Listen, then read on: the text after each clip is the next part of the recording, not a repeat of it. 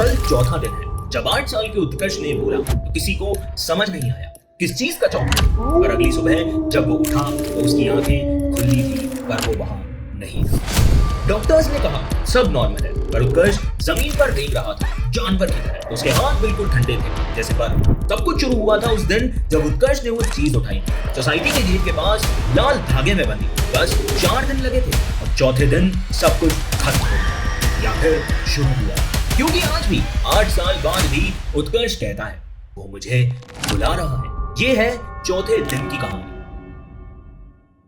नमस्कार दोस्तों, आप सुन रहे हैं the horror show by Karnik. आज का दिन, आज का एपिसोड मेरे और आपके लिए बहुत खास है। ये the horror show by Karnik का 100th एपिसोड है, वो भी स्पॉटिफाई पर। 100 कहानियां, 100 बार आपने इस पॉडकास्ट पे भरोसा किया। आपकी वजह से ये शो यहाँ तक पहुंचा है, तो दिल से शुक्रिया। और मेरे साथ मेरी जर्नी में जुड़े रहने के लिए एक और बार थैंक यू। चलो इस 100th एपिसोड को यादगार बनाते हैं और बिना किसी देरी के आज की कहानी को शुरू करते हैं। आज की कहानी मुझे शेयर की है प्रकाश ने। प्रकाश अभी 23 साल का है, IT सेक्टर में काम करता है, बिल्कुल नॉर्मल जिंदगी है उसकी। पर 8 साल पहले जब वो 10th क्लास में था, उसके छोटे भाई उत्कर्ष के साथ कुछ ऐसा हुआ था जो आज तक उन्हें याद आता है तो उसकी रातों की नींद उड़ जाती। ये कहानी एक टोटके की है, एक लाल धागे की और कुछ पैसों की जो उत्कर्ष ने उठा लिए थे। बस सिर्फ 4 दिन और जिंदगी बद से बदतर हो।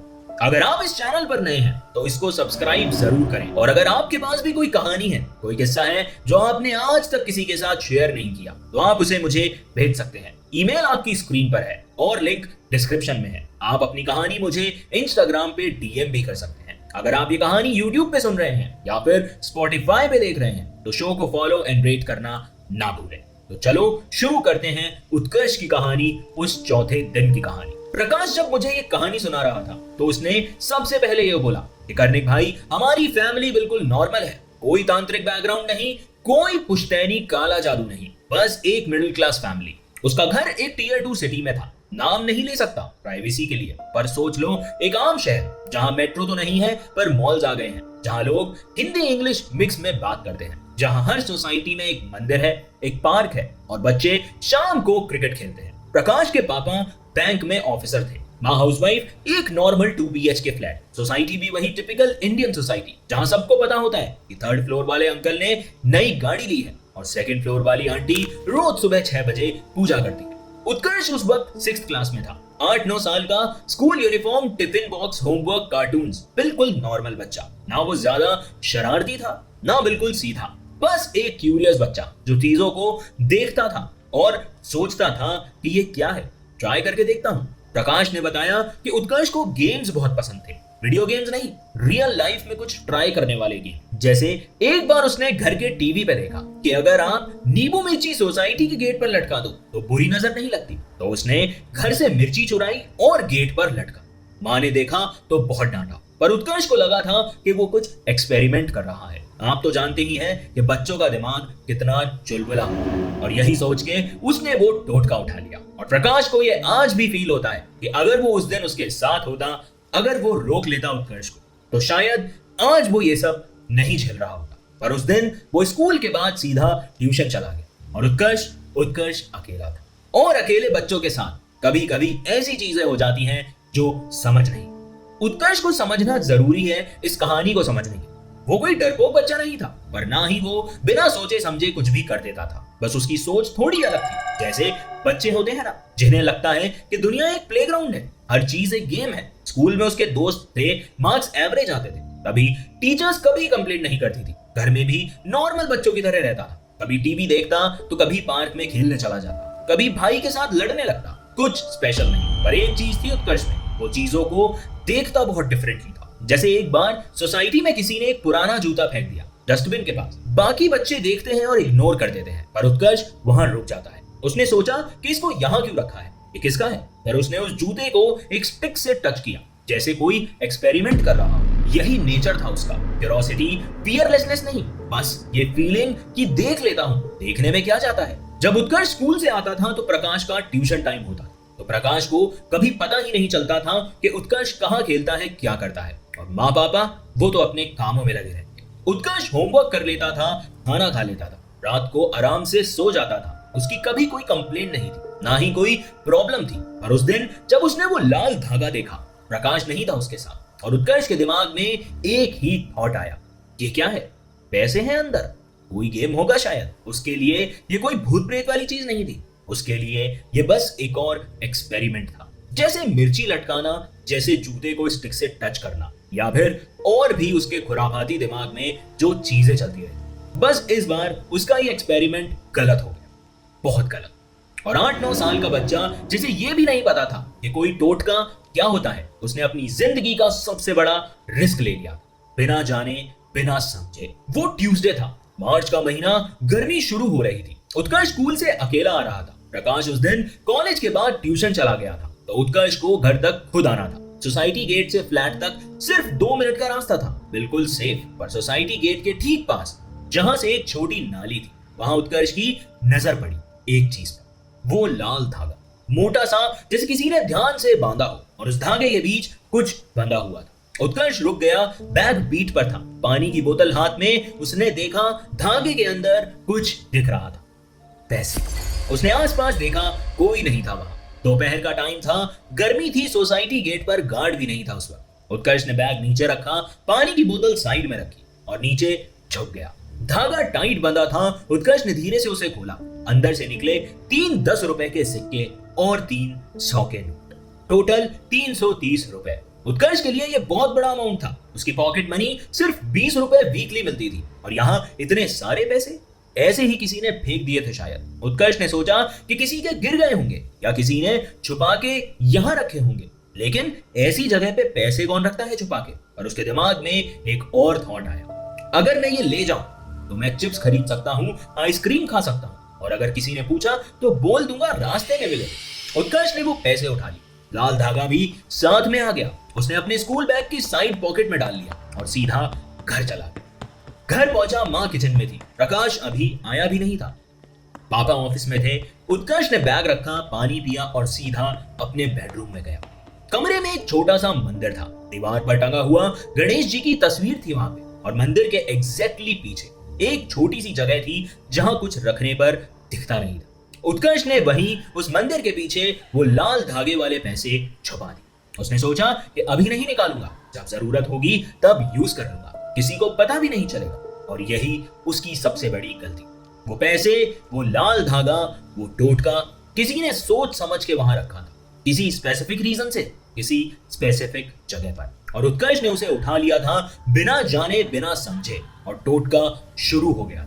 चौथे दिन तक का पहला दिन कुछ खास नहीं हुआ। उत्कर्ष सुबह उठा, रेडी हुआ, स्कूल गया, बिल्कुल नॉर्मल। पर प्रकाश को एक चीज नोटिस हुई। उत्कर्ष थोड़ा चुप था, मतलब बात तो कर रहा था, पर जैसे उसका ध्यान कहीं और हो, जैसे वो कुछ और सोच रहा हो।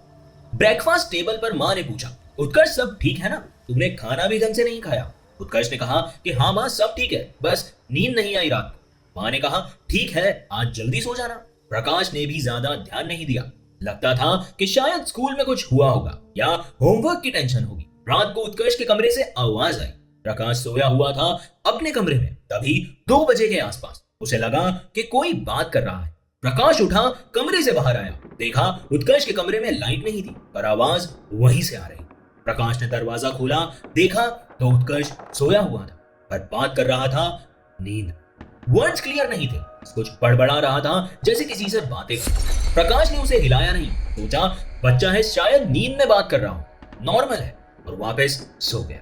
माँ पापा को भी नहीं पता चला, सब सोते रहे, पर उत्कर्ष नींद में ही किसी से बातें कर रहा था। दूसरे दिन सुबह उठकर उत्कर्ष स्कूल जाने से मना करता है। माँ ने कहा क्या हुआ, तबीयत खराब है? उत्कर्ष बोला नहीं माँ, बस मन नहीं है। माँ ने उसके हाथ छू के देखा, बुखार भी नहीं था, सब कुछ बिल्कुल नॉर्मल था। पापा ने कहा नखरे मत कर, रेडी हो जा जाके। उत्कर्ष चुपचाप तैयार हो गया और प्रकाश देख रहा था। उत्कर्ष की आंखें अजीब लग रही थी, जैसे रात भर सोया नहीं हो। स्कूल से आने के बाद उत्कर्ष सीधा बाथरूम में चला गया। 10 मिनट हो गए, 15 मिनट हो गए। माँ ने दरवाजा खटखटाया, उत्कर्ष बाहर आ, क्या कर रहा है अंदर? कोई जवाब नहीं। माँ ने जोर से खटखटाया, फिर चीखने लगी। प्रकाश भागा, दरवाजा खुला। उत्कर्ष बाथरूम के फ्लोर पे गिर गया था, बेहोश। प्रकाश ने उसे उठाया, पानी छिड़का, थपकी मारी। उत्कर्ष ने अपनी आंखें खोली और वो बहुत ज्यादा कंफ्यूज था। उसने पूछा कि मैं यहाँ कैसे आया? माँ का दिल बैठ गया था। वो बोली कि तू खुद आया था बेटा, तुझे याद नहीं? डॉक्टर को फोन किया, चेकअप हुआ। डॉक्टर बोला लो बीपी है, ध्यान रखो, खाना पीना अच्छे से खिलाओ। शाम को एक और अजीब चीज हुई। प्रकाश देख रहा था कि उत्कर्ष अपने बेडरूम के मिरर के सामने खड़ा था, बस खड़ा था, हिल भी नहीं रहा था वो, ना अपनी पलकें झपका रहा था। प्रकाश ने पूछा कि क्या देख रहा है शीशे में? उत्कर्ष ने कहा कुछ नहीं। उसने कहा तो फिर तू ऐसे घूर क्या रहा है? प्रकाश को लगा कि शायद उत्कर्ष कोई गेम खेल रहा है या फिर उसके दिमाग में कोई इमेजिनेशन चल रही है, पर माँ पापा के दिमाग में शक आने लगा कि ये कुछ तो गलत हो रहा है। और यही शुरुआत थी उस टोटके की। तीसरे दिन घर में आफत आने लगी। सुबह पापा बाइक से ऑफिस जा रहे थे तो सोसाइटी गेट के पास एक ट्रक अचानक उनके सामने आ गया। पापा ने ब्रेक मारा, बाइक स्लिप हो गई, पापा गिर गए। चोट ज्यादा नहीं आई, पर बाइक का हैंडल टूट गया और पापा का हाथ जल गया। घर वापस आए, माँ ने पट्टी बांधी। पापा बहुत गुस्से में थे। दोपहर को पापा के ऑफिस से फोन आया, बैंक में एक बड़ा ट्रांजैक्शन फेल हो गया था। पापा की गलती नहीं थी, पर उन्हें वार्निंग मिली।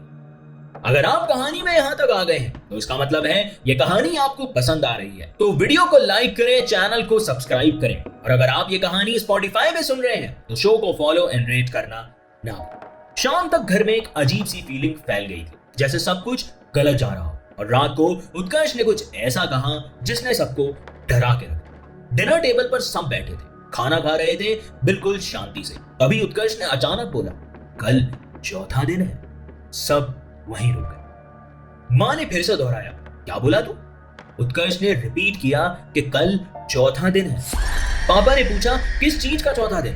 उत्कर्ष चुप हो गया, बस प्लेट में देखता रहा। प्रकाश ने उसका हाथ पकड़ा और फिर से पूछा उत्कर्ष बता क्या बोल रहा है तू? उत्कर्ष की आंखें भर आई और वो बोला कि मुझे नहीं पता, पर कल कुछ होगा। माँ के हाथ कांप गए, बोली तू पागल हो गया है क्या? ऐसी कैसी बातें कर रहा है? उत्कर्ष रोने लगा, जोर जोर से बिलक बिलक के वहीं रोने लगा जैसे वो डर गया। प्रकाश ने उसे कमरे में ले जाके सुलाया, पर उत्कर्ष रात भर रोता रहा और सुबह चौथा दिन शुरू हुआ। चौथे दिन सुबह उत्कर्ष उठा ही नहीं। माँ ने 7 बजे जगाने की कोशिश की तो उत्कर्ष ने अपनी आंखें खोली, पर रिस्पॉन्स 0।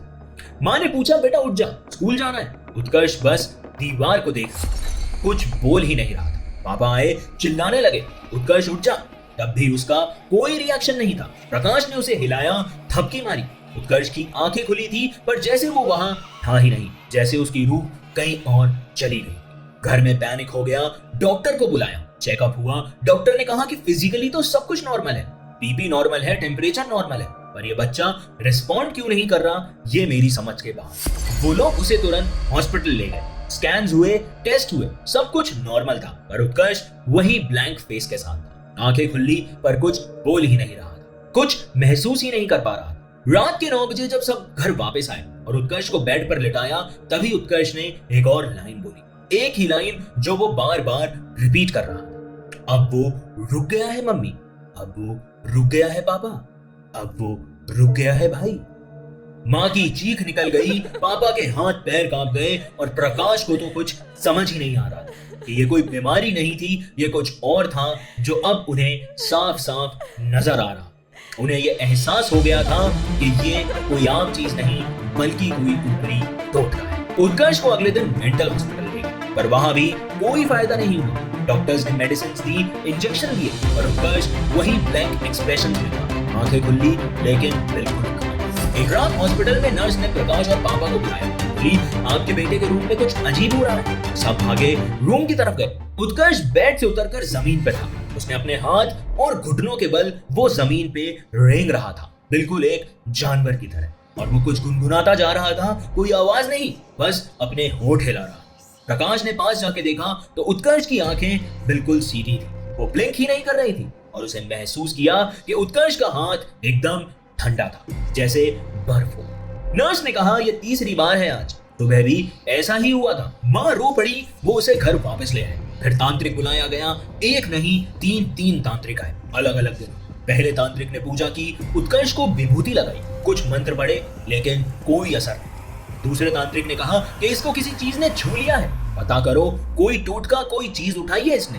माँ पापा ने सोचा कि उन्हें कुछ याद ही नहीं आया। तीसरे तांत्रिक ने आके एक काम किया, उत्कर्ष के कमरे में झाड़ू लगवाई, पूरा कमरा साफ करवाया और बोला कि अगर कोई चीज छुपाई है इसने तो उसे बाहर निकालो। वरना ये ठीक नहीं होगा। प्रकाश, माँ, पापा सबने पूरा घर छान लिया। कबोर्ड्स खोले, ड्रॉर्स खोले, बेड के नीचे देखा, गद्दे हटा के देखा, एक जगह नहीं छूटी, लेकिन उन्हें कुछ भी नहीं हुआ। पर जब माँ ने मंदिर के पीछे हाथ डाला तो उन्हें कुछ महसूस हुआ। एक कपड़ा लाल धागे में बंधा। उसने निकाला, अंदर से 3 सिक्के, 3 नोट और एक अजीब सी बदबू थी, जैसे किसी ने किसी जली हुई चीज की राख उन पैसों में बांधी हो। माँ की चीख निकल गई। उन्होंने वो चीजें फेंकी। पापा ने उसे उठाया, देखा और तुरंत समझ गए। और तब जाके सबको पता चला कि उत्कर्ष ने कोई टोटका उठा लिया। तांत्रिक को बुलाया, वो पैसे और धागे दिखाए। तांत्रिक ने वो लाल धागा हाथ में लिया और अचानक उसने अपना हाथ वापस खींच लिया, जैसे किसी गर्म चीज को छू लिया।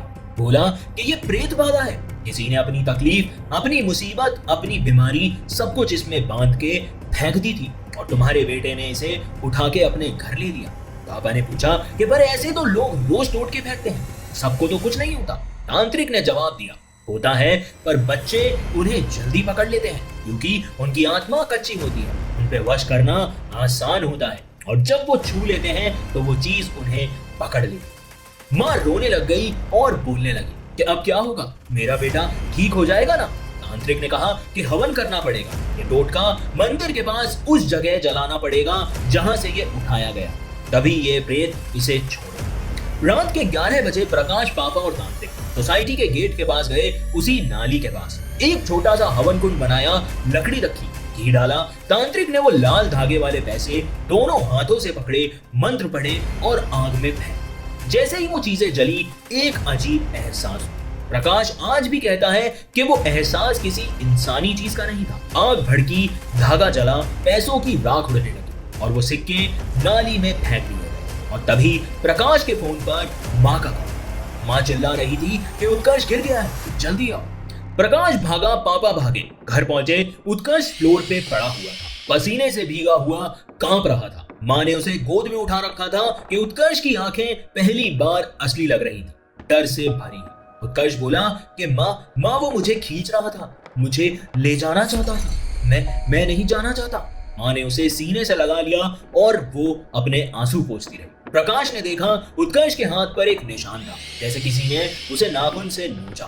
तांत्रिक आया, उसने देखा और बोला प्रेत तो निकल गया, और उसकी याद शायद अब भी इसके अंदर रह गई है। अगली सुबह उत्कर्ष बिल्कुल नॉर्मल उठा। उसने बात की, पहली बार इतने दिनों में वो प्रॉपरली बिहेव कर रहा था। वो बोला कि माँ मुझे भूख लगी है। माँ ने उसे खाना दिया, उत्कर्ष ने खाया और प्रकाश उसे बहुत क्लोजली ऑब्जर्व कर रहा था। उत्कर्ष बार बार मंदिर की तरफ देख रहा था, जैसे चेक कर रहा हो कि वहां कुछ है भी या नहीं। हफ्ते भर बाद उत्कर्ष धीरे धीरे नॉर्मल हो गया। स्कूल जाने लगा, दोस्तों से बात करने लगा, अपना काम वापस वैसे ही करने लगा। उत्कर्ष अब मंदिर के पास नहीं जाता था, बिल्कुल भी नहीं। अगर माँ बोलती कि भगवान को प्रणाम कर, तो वो दूर से ही हाथ जोड़ लेता, पास नहीं जाता था। रात को कभी कभी प्रकाश सुनता था कि उत्कर्ष रो रहा है, चुपके से तकिए में मुंह दबा के। एक बार प्रकाश ने उससे पूछा भी कि क्या हुआ, तो बस उसने एक ही जवाब दिया कि कुछ नहीं भैया। उत्कर्ष चुप हो गया, फिर बोला कि वो अभी भी मुझे देखता है, मैं उसे महसूस कर पाता हूँ। प्रकाश के रोंगटे खड़े हो गए और सबसे डरा देने वाली चीज थी वो लाल धागा। अगर कहीं भी किसी चीज, किसी सोसाइटी में या फिर रास्ते में या टीवी पर भी लाल कलर का वो कोई धागा या कपड़ा देख लेता तो उत्कर्ष के हाथ कांपने लगते, उसके पसीने छूट जाते, वो तुरंत उस जगह से भाग जाता। आज 8 साल बाद भी उत्कर्ष 14-15 साल का हो गया। स्कूल में अच्छा करता है, दोस्त है, नॉर्मल लाइफ है, पर वो लाल धागा कभी नहीं देख सकता। और प्रकाश कहता है कि कभी कभी रात को जब घर में सब सो जाते हैं तो उत्कर्ष अपने कमरे से बाहर आता है और मंदिर के पास बस खड़ा रहता है, देखता रहता है, जैसे कुछ चेक कर रहा हो कि शायद वो वापस तो नहीं आ गया। डॉक्टर्स की रिपोर्ट के हिसाब से उत्कर्ष बिल्कुल ठीक है, फिजिकली फिट है, मेंटली स्टेबल है, कोई प्रॉब्लम नहीं है। और हर हफ्ते जब चौथा दिन आता है, हर गुरुवार को उत्कर्ष थोड़ा सहम जाता है। वो उस दिन ज्यादा बात नहीं करता, अपने कमरे में रहता है, और अगर कोई उसे सोसाइटी गेट के पास जाने को बोले तो वो बिल्कुल मना कर देता है। प्रकाश कहता है कि हमने उस जगह को अच्छे से चेक करवाया, तांत्रिक ने सफाई करी, पंडित से पूजा करवाई, सब कुछ किया। और उत्कर्ष आज भी कहता है कि जब वो उस जगह से गुजरता है तो उसे लगता है कि कोई वहां खड़ा होके उसे घूर रहा, और यही बात आज भी उसे अंदर तक झंझोर के रख देती। हम सोचते हैं कि टोटका जल गया, पूजा हो गई तो सब खत्म, पर क्या सच में खत्म होता है? या सिर्फ रुक जाता है। उत्कर्ष आज भी जी रहा है। उस दिन के साथ वो 14 साल का हो गया है, पर वो 8 साल का डर आज भी उसके साथ जिंदा है। तो अगर आपको भी कहीं भी रास्ते में कोई टोटका दिखे या फिर कोई अनजानी चीज पड़ी हुई दिखे, तो उसे उठाने से पहले एक बार जरूर सोच ले। उत्कर्ष की तरह लालच में मत आना, क्योंकि कुछ चीजें वहां किसी रीजन से रखी जाती हैं, और अगर आप उन्हें छू लेते हैं तो वो चीजें आपके साथ ही आपके घर तक आ जाती। तो ये थी उत्कर्ष की कहानी। ये कहानी आपको कैसी लगी मुझे कमेंट्स में जरूर बताना। अगर आपके पास भी कोई कहानी है, कोई किस्सा है जो आपने आज तक किसी के साथ शेयर नहीं किया, तो आप उसे मुझे ईमेल कर सकते हैं। ईमेल आपकी स्क्रीन पर है। आप मुझे अपनी कहानी इंस्टाग्राम पे डीएम भी कर सकते हैं। हो सकता है इस पॉडकास्ट पे अगला एपिसोड आपका हो। हमारे चैनल पे ऐसी ढेर सारी कहानियां आपका इंतजार कर रही है। अगर आपने ये वाली कहानी अभी तक नहीं सुनी तो इसे मिस ना करें, अभी क्लिक करें और इस कहानी का लुत्फ उठाएं। आज के लिए बस इतना ही। मैं फिर लौटूंगा अगले हफ्ते नई कहानी नए डर के साथ। धन्यवाद। आप सुन रहे थे द हॉरर शो बाय करसम।